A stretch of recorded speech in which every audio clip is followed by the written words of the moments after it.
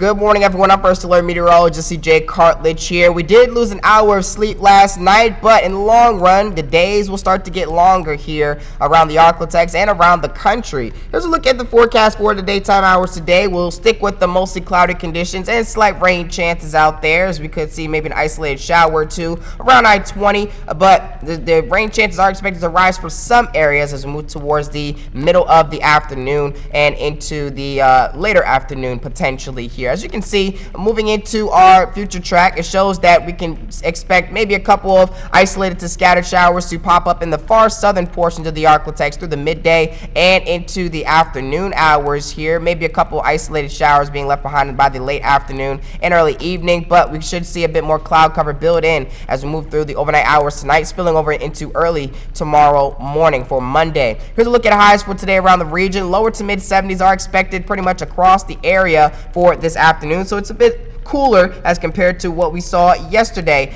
afternoon here. But as you can see, moving into the start of the new work week, we do have elevated chances for severe weather on Monday, Tuesday, and our Wednesday. Let's start off with Monday here. A couple of storms will start to develop as we hit the early morning hours of our Monday, as you can see there, and bringing the potential for large hail, which seems to be the highest risk for severe weather, damaging winds, and the potential for an isolated tornado or two. But this will more than likely be a morning and early afternoon type of event before all that moisture moves out throughout the rest of the afternoon. We should remain dry across the area. This is why there's a slight risk of severe weather now implemented for areas in northern Louisiana as well as southwestern Arkansas, and a marginal risk for those shown in the green color. And as mentioned before, the highest risk looks to be that large hail out of this system here that will be rolling through, or this cluster of storms that will be rolling through, and strong winds at an elevated risk as well. There's a low chance for flash flooding out there and a low chance for tornadoes as well. But heading into our Tuesday, mainly Tuesday night, spilling over into Wednesday, there is a slight risk for severe weather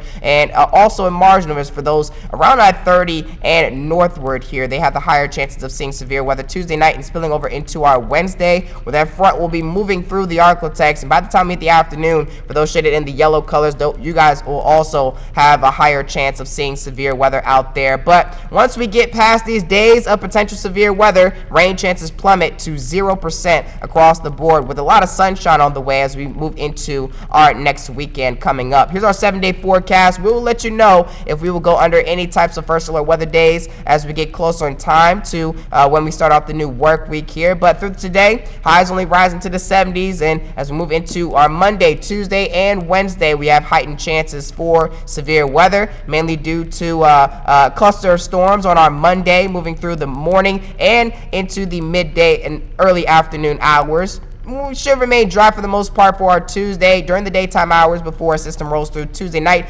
into our Wednesday. That's where we have the highest rain chance. Low rain chances are expected heading into Thursday, Friday, and Saturday, with the cool down dropping temperatures into the 60s for highs and lower to mid 40s for lows. But we should see the 80s for highs once again as we move into the start of our next weekend.